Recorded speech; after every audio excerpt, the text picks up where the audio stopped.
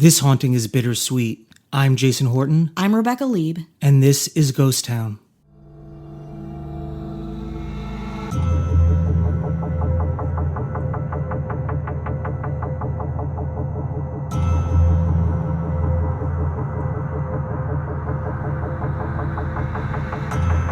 In 2016 and 2017, I lived in New York City, mostly in Brooklyn, a little bit of Queens, but I lived very close to what was the Thomas Adams Jr. Mansion, also known as the Chiclet Mansion, which was this giant fortress. It was that red brick that's kind of like the YMCA, like very sturdy, like felt very riot-proof, felt very 1800s style of a building that was indestructible, kind of a pillar of a community. But I specifically love this building. I lived 4 blocks away from it and its dark history. So Thomas Adams Jr., he was essentially the modern father of chewing gum. He invented the Chiclet. So this is also called the Chiclet Mansion, built with delicious Chiclet money, which I appreciate. It's considered to be the finest example of Romanesque revival architecture in New York City. The land was purchased for around $21,000. The construction cost approximately $125,000. Again, this is 1890 prices. It is on the corner of Carroll Street and 8th Avenue. It is massive. At one point, it was a 10 apartment unit, but at the time of its construction, it was built to be reverent to this family that had created this, very, very popular part of our culture, essentially. When you think about chewing gum, you think about who uses it, especially as our country was being founded. Also, at the time, this part of Brooklyn, Park Slope, was really the first suburb of New York City. So you have a lot of people who lived formerly in Manhattan coming to Brooklyn, creating these big houses because there was so much space there, too. When you think about, this is very close to Prospect Park, which was it's the biggest public park in New York, and I think on the East Coast too. But it was this beautiful place that was created as kind of this very chill, very gentrified area that once was mostly Irish and German immigrants. So again, it was built in 1890, but Thomas Adams also has a very interesting history, and the way that he came about Chiclets is also very interesting, and then we'll get to this dark twist with his house. Thomas Adams was born on May 4th, 1880 in New York. We don't know much about his early life. We know that he dabbled in various trades. He was a glassmaker at a time. He became a photographer, and he wasn't very good at it. During the 1850s, Adams was living in New York and worked as a secretary for Antonio de Santa Anna. He was a Mexican general that was in exile, which meant he was just living with Adams in his Staten Island home. Adams noticed that Santa Anna liked to chew gum from the Manicara tree, which was known as Chiclet. And these products were used as chewing gum for thousands of years by groups like the Egyptians, the Greeks, the Aztecs. In North America, chewing gum had long been used by Native Americans. British settlers kind of took on the habit, eventually adopting the practice themselves. Later, businessman and inventor John B. Curtis became the first person to sell gum commercially. His gum was made from sweetened paraffin wax, which is like when you think about those little bottles, those wax bottles with the weird colored liquid inside. He kind of pioneered that type of gum, which isn't really gum at all, but I find delicious. Straight up wax. I always wanted to, I was like, I want to like this so bad because it looks so good, and I tried it, and I was like, this does not taste good. No, but it's still fun to chew stuff. It's like the wax lips, when you get those for Halloween, you're like, they're gross. I like them. I like gnawing on them. I just want like a human adult pacifier, always. I think we had a candy back and forth when we had that candy corn episode. Yeah, that's right. Candy corn. But I think we both like candy corn. Yeah, we did. We set up, we do not agree on the wax lips, but we do agree on candy corn. That's true. We're on the same page with that. What about chiclets, though? Do you like chiclets? Oh, yeah, I do. I love them. Yeah. I wanted to swallow them because they were so good because they had the hard candy shell. Yeah, hard candy shell. You just want to nibble, nibble, nibble at it. But don't do that because that'll stay in your system for whatever. What did people lie to is you that about? acid that stays in your spine and then gum so that stays in your stomach? All this, it's fine. I'm full of Diet Coke right now as we speak. I'm going to die in a tub of Diet Coke. Adams was working for Santa Anna, and they suggested that the unsuccessful but inventive photographer experiment with Chiclet from Mexico. Santa Anna felt that Chiclet could be used to make a synthetic rubber tire. He had friends in Mexico who would supply the product, and then Adams could kind of cheaply get to work. Before making the chewing gum discovery, Thomas Adams tried to turn Chiclet into all kinds of rubber products. He realized that natural rubber was very expensive, as it still is, and a synthetic alternative would be very useful to many manufacturers who would guarantee his investor great wealth. Adams attempted to make toys, masks, rain boots, and bicycle tires out of the chicle from Mexican sapodilla trees, but every time he completely failed. Adams became disheartened by his failure to use chicle as rubber, and then he felt like he had wasted his entire year's worth of work. But one day, Adams noticed a girl buying White Mountain paraffin wax chewing gum for a penny at the corner drugstore. He recalled that chicle was used as a chewing gum originally in Mexico, and again, his boss had been chewing it all throughout the day, and thought, maybe with all of this surplus chicle, I'll just make some gum, and we'll figure it out. According to a 1944 speech given by Adams' grandson Horatio at a banquet for the American Chicle Company, Adams proposed to prepare an experimental batch with the pharmacist at the drugstore and agreed to sample it. Adams came home from the meeting and told his son Thomas Jr. about his idea. His son was really excited by this and suggested that the two manufacture several boxes of chicle chewing gum and give the product a name and a label. Great marketer. Thomas Jr. was a salesman. He sold tailoring supplies. He was actually very successful at it at the time. And he offered to take the chewing gum on his next trip to see if anyone would care about it, anyone would buy it. In 1869, Adams was inspired to turn his surplus stock into chewing gum by adding flavoring to the chicle. Shortly after, he opened the world's first chewing gum factory. And again, just to check in, this is a point where gum was not a popular thing, as embedded as it is now into our culture. Gum was not when you go to a reception area, you can get gum, you can get a mint, you can get something like that. They didn't really use gum like that. Again, it was just kind of the wax. It was candy. It wasn't like everyone popped a piece of gum into their mouth when they were going to a job interview or something like that. It was more like an Altoidy thing or something very sugar-based or wax-based. So in 1871, Adams' New York gum went on sale in drugstores for a penny apiece. The gumballs came in wrappers of different colors in a box with a picture of New York City Hall on the cover. Very patriotic, very city-centric. The venture was such a success that Adams was driven to design a machine that could mass-produce the gum, so he could fill lots of large orders. According to the Encyclopedia of New York City, Adams sold his original gum with the slogan, Adams New York Gum #1, snapping and stretching. I like it. In 1888, a new Adams chewing gum called Tutti Frutti became the first gum to be sold in a vending machine. The machines were located in New York City subway stations and also sold other varieties of Adams gum. Adams products proved to be very popular, much more so than the existing gum products on the market, and he quickly dominated all of the competitors around town and all over the world. His company debuted Blackjack, a licorice-flavored gum, in 1884, and Chiclets, named after the chicle, in 1899. Do you remember Blackjack gum? I do, yeah. Really? My dad used to love... My dad loves cool. black licorice. Yeah. I know, but it's gross. It is gross. I wanted to like it. It was packaged dusting. very cool. It had it always had a flour on it. Gum had that weird dust. And you're ugh, this already tastes bad. Why are you putting flour on this? And then the Chiclet was born. Adams merged his company with other gum manufacturers from the United States and Canada in 1899 to form the American Chiclet Company, of which he was the first chairman. Other companies that merged into it included W.J. White and Son, Beeman Chemical Company, Kisme Gum, and St. Britain. The rising popularity of chewing gum in the decades that followed led scientists to develop new synthetic versions. Nevertheless, some old-fashioned chicle varieties are still manufactured and sold today. Very important. How about that? A mini history of gum, right? But I want a major history of hauntings. Yeah, we'll get there, baby. Okay, so now we got the successful guy. He's doing great. He's flying high on his gum fortune. We're going to take a break before we get to the scary stuff. Okay, we're back. We're here. We're back. We're talking gum. We're talking New York City, turn of the century, but we're also talking Patreon. Patreon.com/ghosttown. Nope. What? Ghost Town Pod.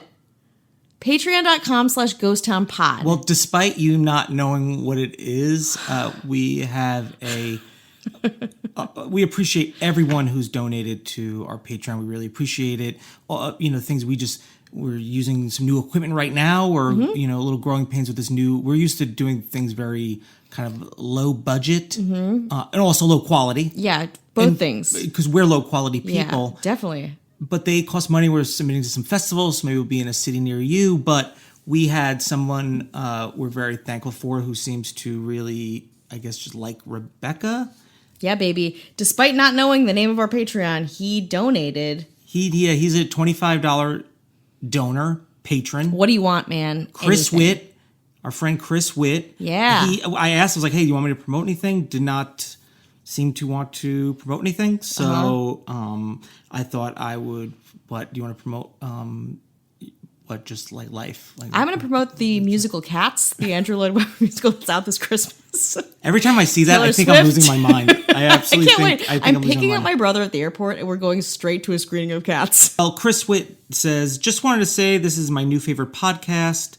I've been binge listening at work, and I'm almost caught up. Almost caught up. And Sorry to then disappoint. He tweeted, so I'm just going to celebrate Chris right now. We're going to do a little Chris celebration. Chris celebration? Yeah, I guess this is like a little a festival of wit? Yeah, it's a little Chris celebration. So his Twitter is Chris is Trash, which is Chris Witt 83. That's our kind of people, you know? Yeah, he says, can't wait for my 3 a.m. text from @Rebecca Lieb for being a Ghost Town Pod patron.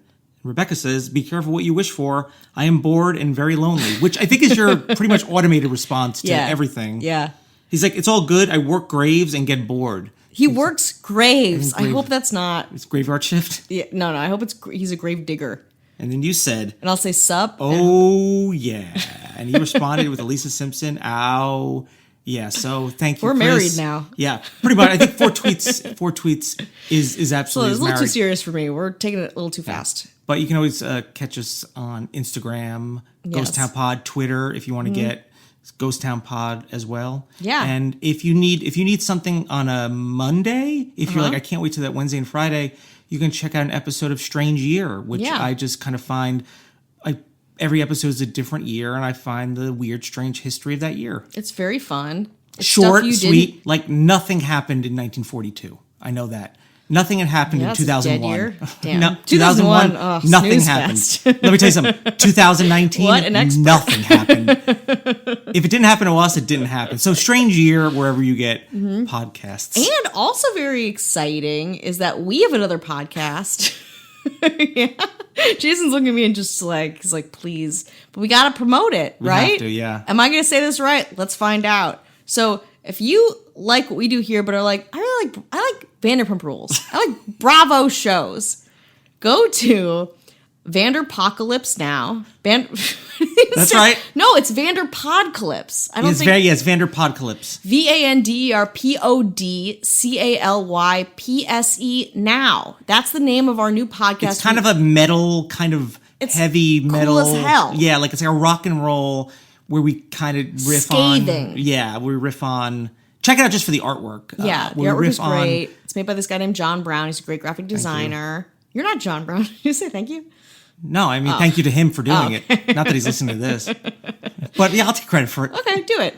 It's going to be really fun. It's a different thing than maybe you're used to if you follow Ghost Town, if you listen to us, and hopefully it'll be kind of a fun pivot on it, especially, again, if you are fans of Vanderpump Rules like we are. Want a little break, a little different. You need a little levity from all this fun, dark murder? Maybe not. Maybe not. But then go for it. But how about we get back to the murder that I promised you? Yeah, give me some hauntings. Give me some some moitas. because we haven't done a lot of New York City, which is kind of surprising. I mean, we did the Tompkins Square Park riots. We've done that. I feel like we haven't done a lot in New York City, and Park Slope.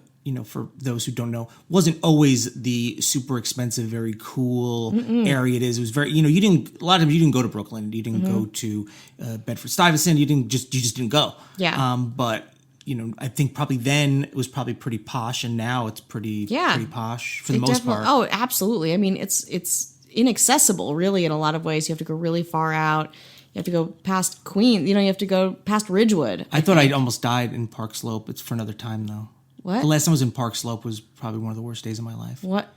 A New Year's Eve in Park Slope. You're gonna tease that and not tell people? I'm gonna tease that.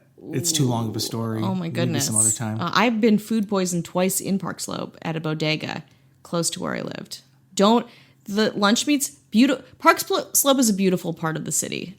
Don't eat the lunch meats, especially if there's It's on the ground. If it's on the ground, don't pick it up and eat it. No, I learned that lesson the hard way. But I love a bodega. Let's get back to it. In 1890, Adams was flying high and commissioned architect C.P.H. Gilbert, who designed mansions for the leading families in New York, including the Woolworths, to make his family house in Brooklyn. That's my dog. That's my new rabid dog. I got a dog, everybody. So anyway, he made the house. At the turn of the 20th century, his family moved into Riverside Drive in Manhattan. So they lived in the house for a little while, uneventful, right? But their former house in Park Slope was occupied for many years by Alvin Edger Ivy, a relative by marriage of F.W. Woolworth. Ivy worked for the Woolworth Company and was also a director of the East Brooklyn Savings Bank. So here's where it gets a little bit murky, because a lot of places report on this murder and haunting. We're not sure if it happened to Adams or if it happened to Ivy. Some sources say one thing. But it happened there. But it happened in this house. Okay, that's what's important. So Adams lived there, turned it over to Ivy. It was one of these very rich, very influential New York families. So the Adams Mansion, important part about it is that it was the first house in Brooklyn to have an elevator, like a private elevator, and the staff was never supposed to enter the elevator. But again, not sure if it's Adams or the Ivies, but they went on vacation for the summer, and the staff was kind of tempted to try out this elevator. First private elevator in all of the United States. Very important, very interesting, very cool. So they fooled around with the elevator, but 4 people who worked in the house got stuck between the floors in the elevator. Like, they tried to get out, they couldn't do it. So apparently the trap in the ceiling of the elevators hadn't been invented yet. So there was no way out. So they kind of moved between, like when the elevator was down in the cavity, they could go on top of it, but they couldn't get back into the elevator. So they were crushed when the elevator went back up at the end of the day for whatever reason, kind of shut down. And they stayed there for the rest of the summer until the family came back and discovered these rotting New York in the summer bodies of the 4 people who had served them rotting in the elevator shaft. So this may have been the reason why Adams left, honestly, but again, not sure who it was. The tenants have complained about hearing lots of different noises there, movement in that area. The elevator was removed, and its shaft is now an alcove in the apartments and several floors. It's very beautiful. But the haunting came from that horrible, gruesome murder. And people since then, again, when it became this like 10-unit building, then when these new owners renovated it, they hear these moans and these gasps specifically from this elevator area. As soon as you said elevator, I was like, this is going to be trouble. Yeah. Also, elevators in New York, and like they are not up to code. Even now, they're very dangerous. Old buildings, like things kind of get left. So think about in the 1890s, new elevator, people fucking around in it, and then all of a sudden they're done. Because you don't know what the danger is because it's so new. Yeah, and you're like, oh, it's strong. Whatever. It's supposed to be. The thing about elevators is like, it is supposed to be meant for people to use and be inside of and work with. But if something goes wrong, if one little thing goes wrong, you're done. Ugh, scary. I'm still very terrified of elevators, to be honest. The in and out part. Every time I'm in an elevator, and I think if I got stuck in this elevator with these people, how would it go? Oh. Really good, though. That's really good. Pretty optimistic. Yeah, I make some new friends, yeah. Oh, that'd be great. That's and great. then I tell them, I was like, you know what? Check out, subscribe to Ghost Town. Oh, good. Yeah. You're always working. Yeah. That's what I like about you. So Adams eventually stepped down from his leadership position at the American Chiclet Company, though he remained on board of the directors till the late 80s. He died on February 7th, 1905 in New York. Again, Adams was not the original inventor of chewing gum, but his invention of a device for mass-producing chewing gum, along with his efforts to promote it, gave birth to the chewing gum industry booming that we know and love today.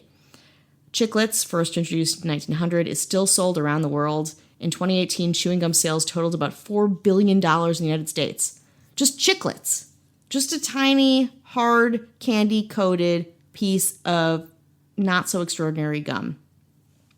The American Chiclet Company was purchased by a pharmaceutical company in 1962. In 1997, it was renamed Adams in honor of its founder. It's currently owned by the confectionery conglomerate Cadbury, which is based in England. The Chiclet Mansion was converted in the 1950s into those apartments we talked about, plus a doctor's office, and then purchased and completely renovated in 2016 by John and Tina Novogratz, who drove by one evening to check out the mansion, which had fallen into disrepair.